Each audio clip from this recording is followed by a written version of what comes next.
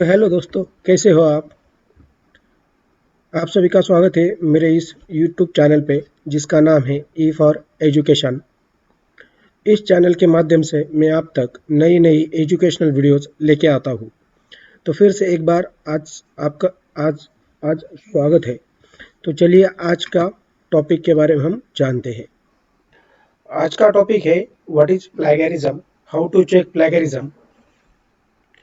तो आज की इस वीडियो में हम देखेंगे कि प्लेगरिज्म क्या होता है, प्लेगरिज्म के कौन कौन से अलग अलग टाइप होते हैं और प्लेगरिज्म चेक कैसे करते हैं।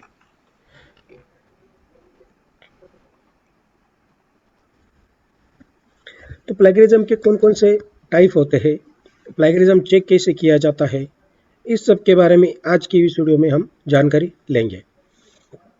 तो सबसे पहले कृपया मेरे इस चैनल को सब्सक्राइब कीजिए, जिसके कारण मैं आपके सामने नई नई वीडियोज लेके आ सकता हूँ।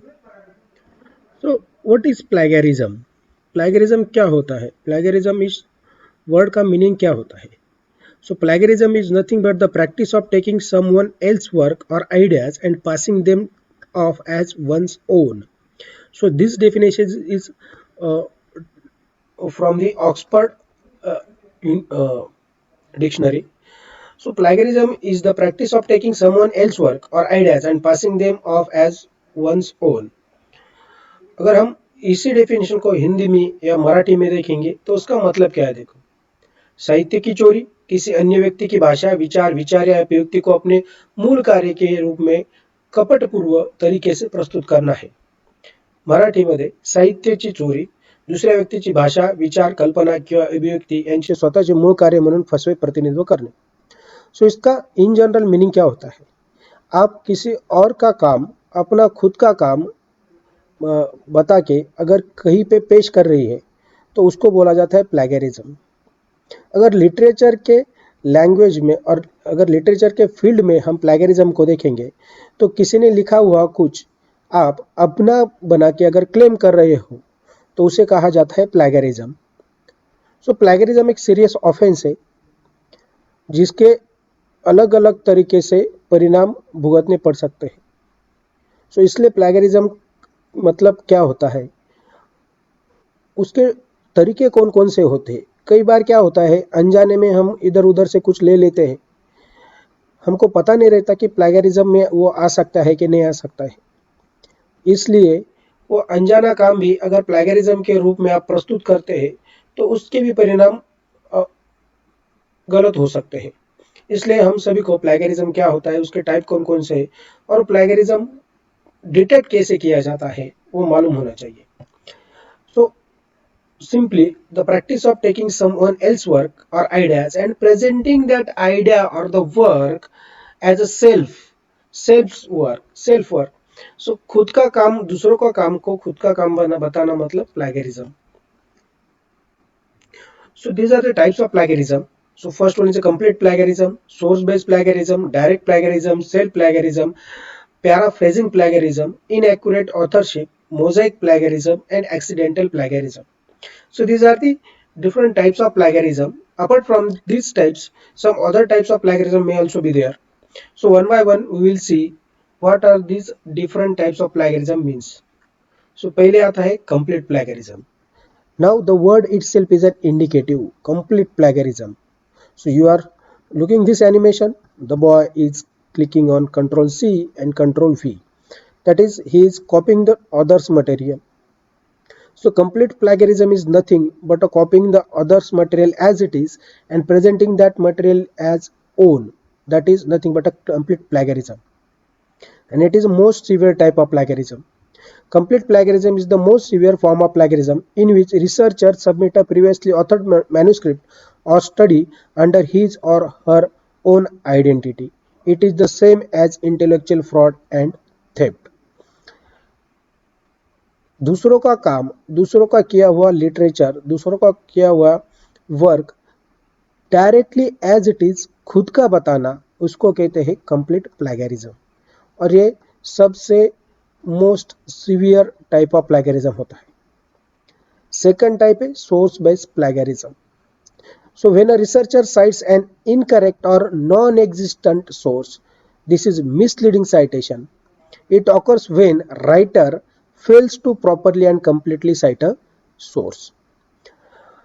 So source based plagiarism means अगर किसी सोर्स से हम कुछ मटेरियल लेते हैं, कुछ आइडिया लेते हैं, और अगर उस सोर्स को हम प्रॉपरली साइट नहीं करते, उस सोर्स को हम प्रॉपरली क्रेडिट नहीं देते, तो वो उस टाइप का प्लेगरिज्म आएगा, सोर्स बेस्ड प्लेगरिज्म है। तो एक बात जान लो दोस्तों कि अगर आप कुछ भी किधर से भी आइडिया या कुछ कंटेंट लेते हो, वो भले ही आपने अपनी खुद की लैंग्वेज में प्रेजेंट कर रहे होंगे, लेकिन उसका जो बेसिक आइडिया वो तो सेम रहता है। इसलिए उस कंटेंट को आपने जिधर से भी वो कंटेंट लिया है, उस कंटेंट को उसका प्रॉपर साइटेशन मिलना चाहिए, प्रॉपर रेफरेंसिंग आपने देनी चाहिए। So source based plagiarism means simply inaccurate citation or non-citation of work. Then third one is a direct plagiarism. Direct or exact plagiarism when happens when an author duplicates the text of another author without question marks or attributions, passing it off as his or her own work. So direct और exact plagiarism as the name indicates, इसका नाम ही बता रहा है इसका मतलब क्या होता है कि दूसरों का वर्क लेने का और जैसे कि तैसे खुद का वर्क उसको रिप्रेजेंट करने का, उसको बोलते हैं डायरेक्ट प्लेगरिज्म। देन नेक्स्ट आता है सेल्फ प्लेगरिज्म। सो प्लेगरिज्म में अभी तक प्लेगरिज्म बोल रहा था तो उसमें मैं हर बार यही शब्द यूज कर रहा हूं कि दूसरों का वर्क बराबर, लेकिन एक सेल्फ प्लेगरिज्म टाइप का भी प्लेगरिज्म होता है जिसमें हम खुद का वर्क विदाउट प्रॉपर साइटेशन, जो ऑलरेडी कहीं पब्लिश हो चुका है, जो ऑलरेडी कहीं लिटरेचर में है, उस वर्क को हम किसी और जगह प्रेजेंट कर रहे हैं विदाउट प्रॉपर साइटेशन। वर्क तो एक ही आदमी का है, लेकिन वो प्रेजेंटेशन अलग अलग जगह पे हो रहा है। अगर आपने कहीं ऑलरेडी वर्क पब्लिश कर चुके हैं, आपकी मैन्युस्क्रिप्ट कहीं ऑलरेडी किसी जर्नल में पब्लिश हो चुके हैं, लिटरेचर में ऑलरेडी प्रेजेंट है, और वही सेम वर्क आप किसी और जगह पे पब्लिकेशन के लिए दे रहे हैं, तो वो टाइप का प्लेगरिज्म आता है सेल्फ प्लेगरिज्म में। So self plagiarism is also called as auto plagiarism. It occurs when an author reuses substantial portions of previously published work without proper attribution. The severity of this type of offense is debatable, contingent on the copied material. So self plagiarism नाम की भी कोई चीज होती है दोस्तों, ध्यान में रखो। तो अपना भी वर्क किसी और जगह पर प्रेजेंट करना हो तो प्रॉपर साइटेशन करके आप प्रेजेंट कर सकते हो। उसके बाद में आता है paraphrasing plagiarism. So before knowing this paraphrasing plagiarism term, you should be well aware about the term paraphrasing. Paraphrasing का मतलब क्या होता है, वो कैसे करते हैं, ये आप सभी को पता होना चाहिए। So paraphrasing simply means changing the word or changing the sentences without changing the meaning of that particular content. So अगर आप किसी कंटेंट को लेते हो, उस कंटेंट को पढ़ते हो, उस कंटेंट को समझते हो, उस मैन्युस्क्रिप्ट को पढ़ते हो, मैन्युस्क्रिप्ट को समझते हो, और समझने के बाद उस मैन्युस्क्रिप्ट को, उस कंटेंट को आप अगर अपनी खुद की लैंग्वेज में प्रेजेंट करते हो, खुद की लैंग्वेज में रीराइट करते हो, तो उसे बोला जाता है पैराफ्रेजिंग।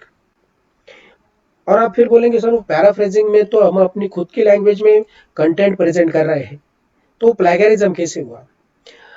ठीक है, आप अपनी खुद की लैंग्वेज में वो कंटेंट रीराइट कर रहे हैं, लेकिन अगर आप प्रॉपर साइटेशन नहीं दे रहे, क्योंकि आपने तो आइडिया कंटेंट तो किसी जगह से लिया हुआ है, उस जगह से, जिस जगह से आपने कंटेंट लिया हुआ है, वो आपने अगर खुद के लैंग्वेज में भी उसको प्रेजेंट किया है, तभी भी जो भी आप प्रेजेंट कर रहे हैं, जिधर से भी आपने अपना कंटेंट लिया है और नहीं तो आइडिया लिया है, उस जगह का, उस टेक्स्ट का, उस मैन्युस्क्रिप्ट का आपको साइटेशन देना पड़ेगा properly.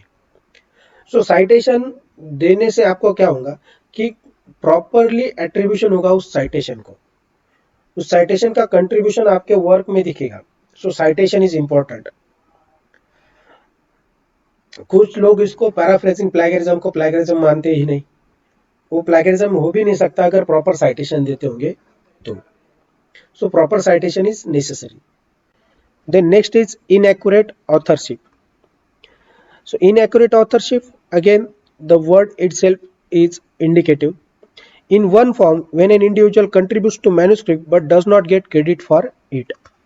So first type of inaccurate authorship means अगर आप किसी काम में कंट्रीब्यूशन करते हैं और उसका वो काम जब पब्लिश होता है, वो काम जब मैन्युस्क्रिप्ट के फॉर्म में आपके सामने आता है, और अगर उस काम में आपका कंट्रीब्यूशन होने के बाद भी अगर वो काम काम का आपको क्रेडिट नहीं मिल रहा है, तो उसको बोलेंगे इनएक्यूरेट ऑथरशिप। नहीं तो आपने किसी का वर्क लिया है, वो वर्क आप खुद का करके पब्लिश कर रहे हो और उसका नाम नहीं डाल रहे हो, तो उसको बोला जा सकता है इनएक्यूरेट ऑथरशिप। सेकंड फॉर्म में is the opposite, when an individual gets credit without contributing to the work। अगर किसी ने वर्क में कंट्रीब्यूट किया नहीं और उसका नाम उस वर्क में आप डाल रहे, उस पब्लिकेशन में डाल रहे, उस मैन्युस्क्रिप्ट में डाल रहे, उस कंटेंट में डाल रहे, उसका कुछ कंट्रीब्यूशन नहीं है उस वर्क में, फिर भी आप नाम डाल रहे, तो वो दूसरा टाइप का इनएक्यूरेट ऑथरशिप हो सकता है। This type of plagiarism which ever way it occurs is a violation of the code of conduct in research. तो रिसर्च में ये जरूरी होता है दोस्तों, समझ लो, जो कुछ काम करता है उसका उसको क्रेडिट मिलना चाहिए। अगर वो काम कर रहा है उसका क्रेडिट दो, अगर वो काम नहीं कर रहा है तो क्रेडिट मत दो, तो उसको बोलते हैं इनएक्यूरेट ऑथरशिप। तो ये हो गए दोस्त, ये था एक प्लेगरिज्म का type, that is inaccurate authorship. आगे बढ़ने से पहले दोस्तों, अगर आपको प्लेगरिज्म के बारे में थोड़ा बहुत समझ में आ रहा होगा तो प्लीज मेरे चैनल को सब्सक्राइब कीजिए। नेक्स्ट टाइप है दोस्तों मोजाइक प्लेगरिज्म। अभी मोजाइक का मतलब क्या होता है, तो ये देखिए दोस्तों, एक इधर आर्ट आपको दिख रहा होगा। वो आर्ट जो बना है वो अलग अलग टुकड़ों से बना है, पीसेस से बना है, और उसको हम बोलते हैं मोजाइक। तो मोजाइक प्लेगरिज्म में भी सेम होता है। अगर आप 10 जगह वो थोड़ा थोड़ा कंटेंट लेके एक पूरा मैन्युस्क्रिप्ट तैयार करते हो, इसका मतलब आपने किसी एक पर्टिकुलर जगह से कंटेंट नहीं लिया, आपने अलग अलग जगह से कंटेंट लिया है और वो सब कंटेंट आप कंबाइन कर रहे हैं, जिसके कारण आपका न्यू टेक्स्ट जनरेट हो रहा है, न्यू कंटेंट जनरेट हो रहा है। लेकिन वो न्यू कंटेंट जनरेट करने के लिए आपने 10 जगहों से थोड़ा थोड़ा कंटेंट लिया है, तो उस 10 जगहों से टुकड़ों टुकड़ों में कंटेंट लेके आपने नया कंटेंट बनाया है, तो उसको बोलेंगे Mosaic plagiarism. It is also called as a patchwork plagiarism, which is the act of duplicating phrases, patches, and ideas from various sources and combining them into a new text. That is nothing but a mosaic plagiarism. The next is accidental plagiarism. So this type of plagiarism, as the name itself indicates, unknowingly you are copying something, unknowingly you are representing something which is not yours, but you don't know. आपको plagiarism के बारे में पता नहीं है, आपको citation के बारे में पता नहीं है, आपको पैराफ्रेजिंग के बारे में पता नहीं है, और अगर ये पता न होने से आप किसी जगह पे दूसरों का work without proper citation, without proper paraphrasing आप अगर प्रेजेंट कर रहे हैं और जिसको आपका मालूम ही नहीं है कि इसको प्लेगरिज्म बोलते हैं, ऐसा उस टाइप का प्लेगरिज्म हो सकता है एक्सीडेंटल प्लेगरिज्म। तो इसलिए एक्सीडेंटल प्लेगरिज्म से अगर बचना होगा दोस्तों, तो हमेशा ध्यान में रखो कि प्लेगरिज्म पहले चेक कर लो, प्लेगरिज्म का कौन सा मतलब क्या होता है ये जान लो, प्रॉपर साइटेशन कैसे करते हो जान लो, और फिर अपना वर्क किसी जगह पे आप प्रेजेंट कर सकते हैं। सो ये था एक्सीडेंटल प्लेगरिज्म के बारे में।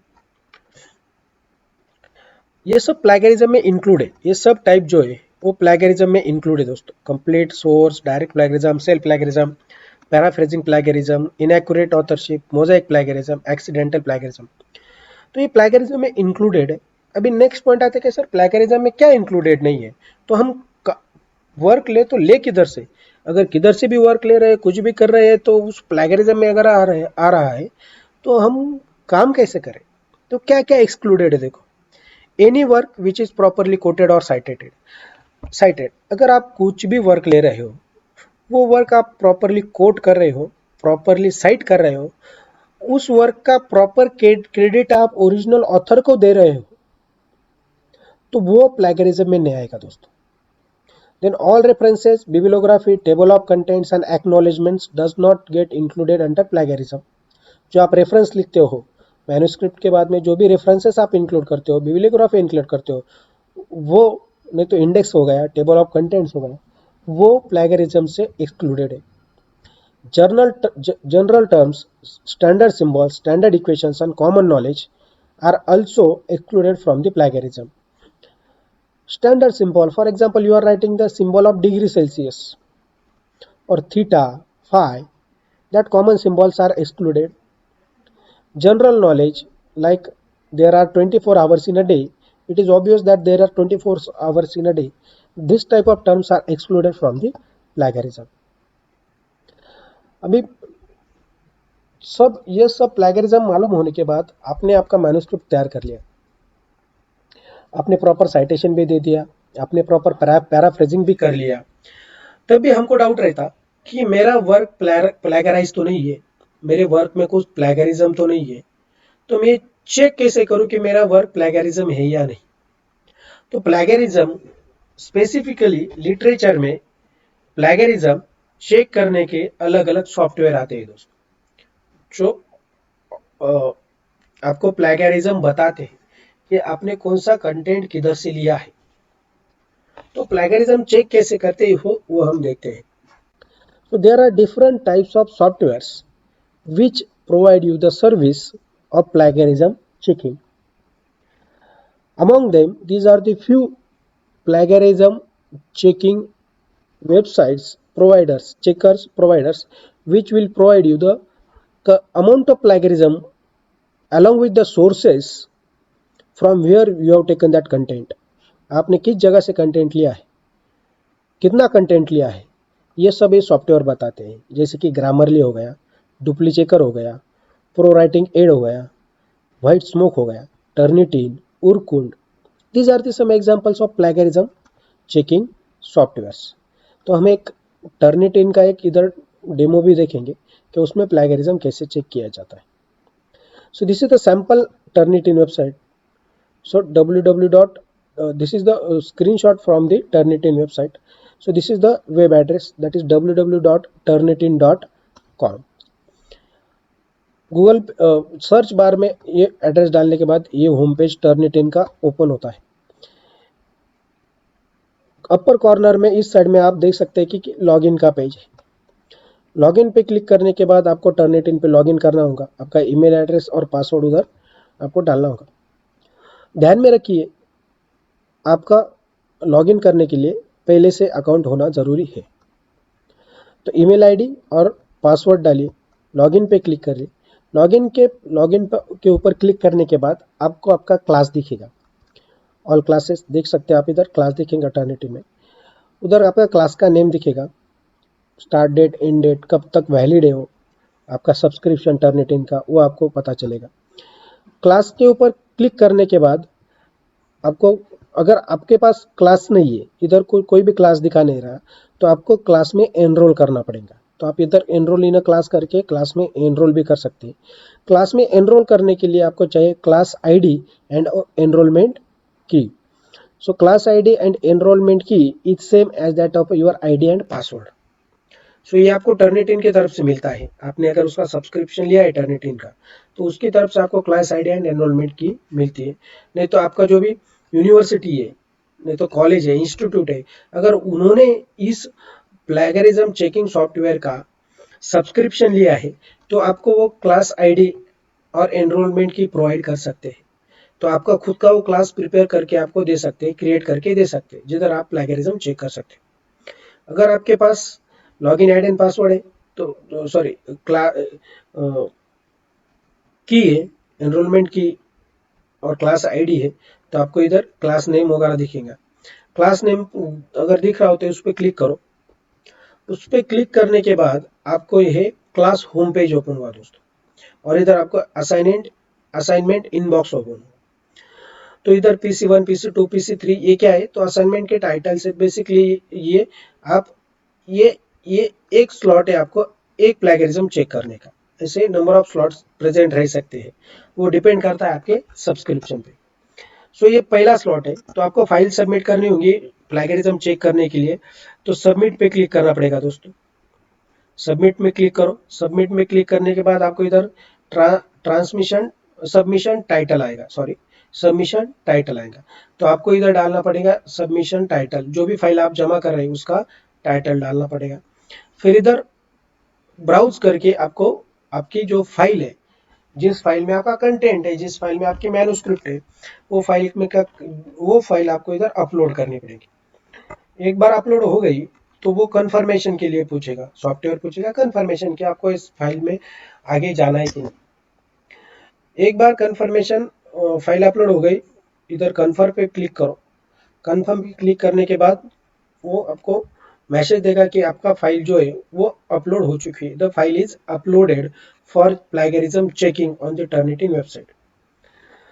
सो बाद में आप return to assignment list click कर सकते हैं।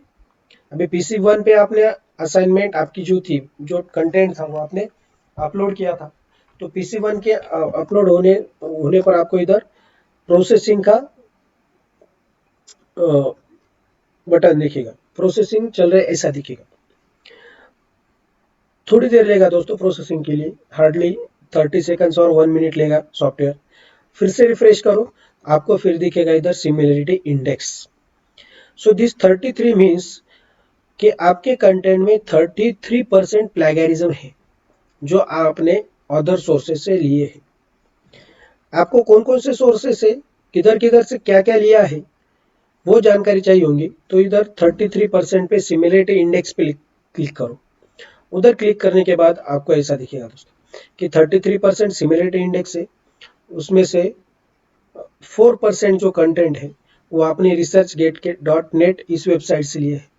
2% कंटेंट जो है आपने ncbi.nlm.nih.gov इस सोर्स से लिए। तो सोर्स के साथ परसेंटेज वाइज कंटेंट जो है वो आपको मिलेगा। 33% आपका सिमिलरिटी इंडेक्स है, उसमें से 28% इंटरनेट सोर्सेस है, 26% पब्लिकेशन है। तो इस तरह से आपको आपके सामने रिपोर्ट आएगा और हर एक कंटेंट भी आपको रिप्रेजेंट होगा कि कौन सा कंटेंट किधर से लिया है, जो कि आप चेंज करके प्लेगरिज्म उसका रिमूव कर सकते हैं। तो ये था दोस्तों प्लेगरिज्म के बारे में, चेक कैसे करते हैं इसके बारे में एक छोटा सा डेमोस्ट्रेशन। अभी ध्यान में रखिए दोस्तों, प्लेगरिज्म जब भी आप चेक करते हैं, नहीं तो किसी और को चेक करने के लिए देते हैं, तो चेक करने के लिए देते होंगे तो एक बार जरूर पूछ लो दोस्तों, जो भी चेक कर रहा है, कि उसका टर्निटिन का जो अकाउंट है वो रिपोजिटरी है या नॉन रिपोजिटरी है। रिपोजिटरी और नॉन रिपोजिटरी टाइप के दो टर्निटिन के अकाउंट होते हैं। रिपोजिटरी अगर टर्निटिन का अकाउंट होगा तो उसमें आपकी फाइल जमा हो जाएगी। तो पहली बार आपने अगर प्लेगरिज्म निकलेगा तो 10% आएगा। सेम फाइल का आप अगर प्लेगरिज्म दूसरी बार निकालोगे तो उसका प्लेगरिज्म शायद दोस्तों 100% आ जाएगा, क्योंकि वो फाइल ऑलरेडी टर्निटिन की डाटाबेस में प्रेजेंट है। तो जनरली प्लेगरिज्म जब चेक करते हैं तो नॉन रिपोजिटरी टाइप अकाउंट में प्लेगरिज्म चेक करो, मतलब वो फाइल आपकी टर्निटिन के रिपोजिटरी में जमा नहीं होंगी। तो हर बार आपको प्लेगरिज्म आप अगर कम करते होंगे तो कम प्लेगरिज्म दिखते जाएगा। नहीं तो अगर टर्निटिन के डाटाबेस में एक बार फाइल जमा हो गई तो ये समझ लो कि उसका प्लेगरिज्म आपको, मतलब वो फाइल फिर से उधर से रिमूव करना बहुत मुश्किल है। इसलिए फाइल सबमिट करते वक्त ये ध्यान में रखो कि आपका अकाउंट रिपोजिटरी है या नॉन रिपोजिटरी है। तो इस तरह से टर्निटिन में आप प्लेगरिज्म चेक कर सकते हो। इसके सिवा दोस्तों, अगर आपको आपके मैन्युस्क्रिप्ट का प्लेगरिज्म चेक करना होगा तो मैं भी प्लेगरिज्म आपको चेक करके दे सकता हूँ। इसके लिए सिर्फ आपको इस ईमेल आईडी पे लिखना होगा plagiarismservices2020@gmail.com। तो दोस्तों, कैसे लगा आज का वीडियो ये ज़रूर कमेंट में बताओ। मेरा वीडियो देखने के लिए थैंक यू। और इसी तरीके से आपको अलग अलग वीडियो चाहिए होगी अलग अलग टॉपिक पे, तो प्लीज़ मेरे साथ चैनल को सब्सक्राइब कीजिए, लाइक कीजिए और अपने दोस्तों के साथ शेयर कीजिए। Thank you again for watching my video.